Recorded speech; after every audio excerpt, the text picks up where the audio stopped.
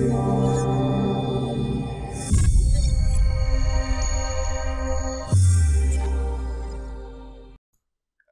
ladies and gentlemen, and welcome back to Down to Earth Astronomy. As you can probably see from the change of scenery, today we are not playing computer games. Because Derek from Speare's Design, he reached out to me. And Derek Speare Designs make these button controllers, amongst other things. And he wrote to me and asked if he could send one of these to me for review. So today's video is sponsored by them. And that's what we're going to do today. First, we're going to have a look at the layout of the box. We're going to go with the hardware, the build quality.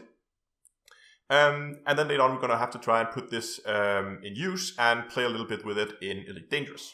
Stick around for the end of the video though, because you actually have a chance to win this specific box as part of my 10,000 subscriber giveaway live stream. And I'm going to give some more info at the end of the video.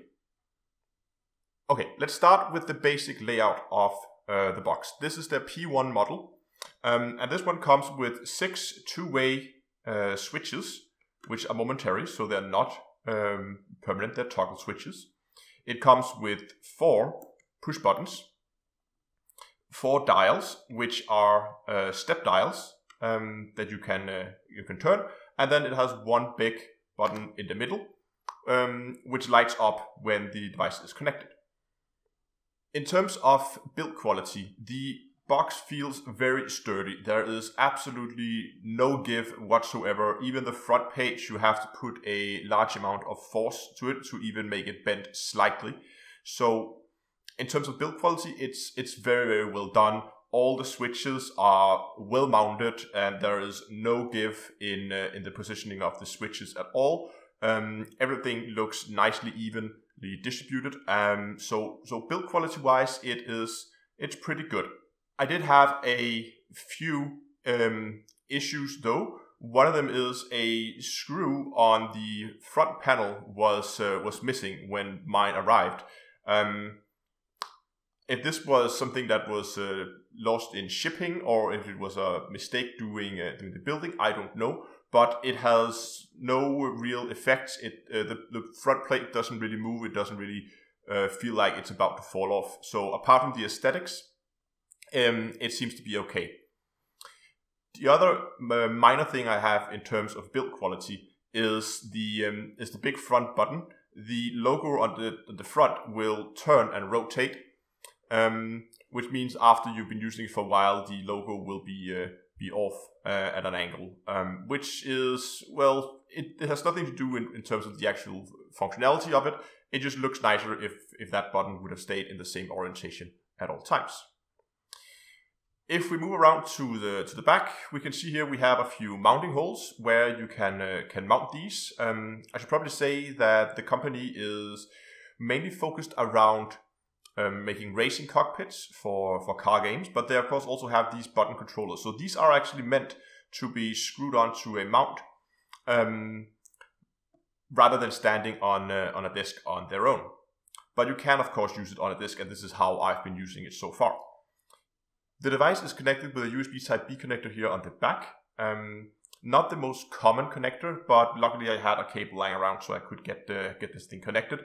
There was no cable included when it was shipped to me, but luckily these cables are fairly cheap. You can buy them at most electronic stores. So in terms of improvements to the device, again, as I said, these devices are probably built to be mounted with the screw mounts on the back. But if they wanted to expand the market, I would really love if they would have included maybe the option to have some rubber feet on it, so it would stand a little bit firmer on a table and not move around a lot, because you really need to hold the box down when you use it, otherwise it will slide on the table. Alternatively, some kind of stand that you could put it in, maybe so you could also adjust the angling of the box when you have it standing on your desk. Would also have been nice, but again, these are really small nitpicky things. But all in all, physically and the build quality wise, I am pretty happy with it. And as I said, I am giving this box away as part of my 10,000 subscriber live stream.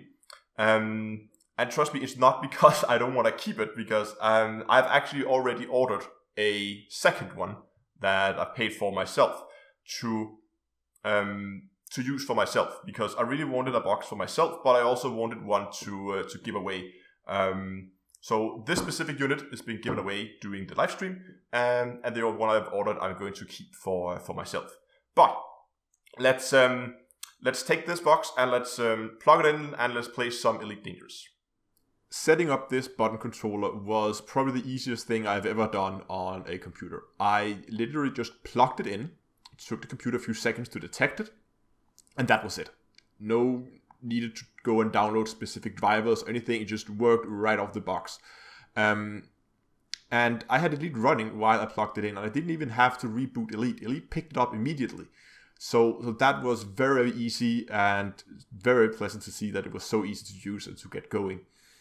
So I immediately just began assigning commands to all the different buttons and switches. I decided to set this up as a targeting panel.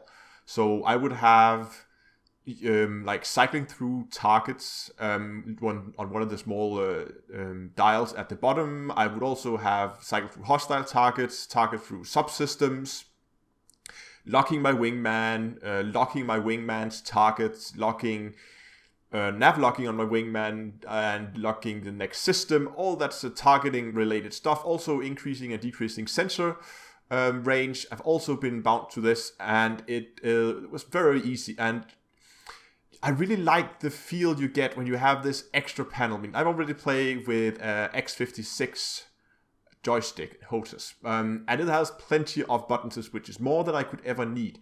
But you just get that feeling of having a big spaceship now, where you have to take your hand off the throttle and go down, and you have these turn dials, and it feels like you're sitting adjusting your sensors for your ship. I really found me using this a lot, even in combat situations where I would normally have the controls as close as possible so I don't have to move my hand around. I found it so much more enjoyable, and the immersion in the game was so much better when I actually had to move off and go in and like tune in my sensors, and it was a very pleasant experience. And especially when playing at a wing, having those easily at hand, like targeting your different wingmans and selecting their target is actually very useful, and that's why I'm very much looking forward to my own box arriving, and I will of course be using this until I have to give it away. And you can see me here flying with in some combat situations, and you can see how quickly you can browse through the targets. You could of course do the similar thing with selecting with a single button and just spamming that, but it just felt so much more natural. That you just turn back and forth, and then you could scroll through the targets very quickly, and when you found the target you want, you just scroll a few back and you were there. And also scrolling through the subsystems so quickly was also very nice, because I could very quickly get an overview of what kind of weapons does the enemy ship have, and find, let's say I wanted to target the power plant, find that power plant and begin shooting at it. So even though you do spend some time taking your hands off the throttle, I think that all in all it actually saves you a little bit of time. But if you're using this for a time saver, that's probably not the main reason why you should buy it. If you're considering buying this, it should be for the immersion, or if you have a HOTAS throttles, HOTAS setup that does not have enough buttons for what you want to do. But anyway, I promised you some more information about the giveaway and how that is going to work. I will put a link in the description below the video, both to Derek Speare Designs, their homepage, so you can go and you can have a look. They have lots of other designs. This is just one of them. So there's most likely one that will fit your exact needs. Also, I'll put a link to the giveaway where you can go in and you can sign up. Now, the giveaway is going to be on the 2nd of December, where I'm going to have my 10-hour Elite Dangerous live stream. Now, you don't have to be able to be there doing the live stream. But what I will do is on this giveaway, I will draw, I think 5 winners, and only one is going to win. Obviously, I only have one box, but I'll send the winner a email asking for your shipping address. And if you for some reason don't reply to that email within a few days, I'm just going to take the next on the list, which is why I'm drawing several winners. And of course, the main winner will be announced on the live stream, and it will then receive a mail afterwards. I should say, if you can't find the link for the giveaway and you're watching this video a few minutes after it's been released, it will take, for technical reasons, I have to make the giveaway link after this video is published. So if it's not there right away, just come back in 5 minutes and I promise you it will be there. But anyway, I hope you found this video interesting. It's slightly different than what I normally do, but again, thanks a lot to Derek for reaching out to me and sending this box over. It was a joy reviewing it. I hope you liked the video. If you did, give it a like down below and consider subscribing to the channel. And until next time, I will see you guys in space.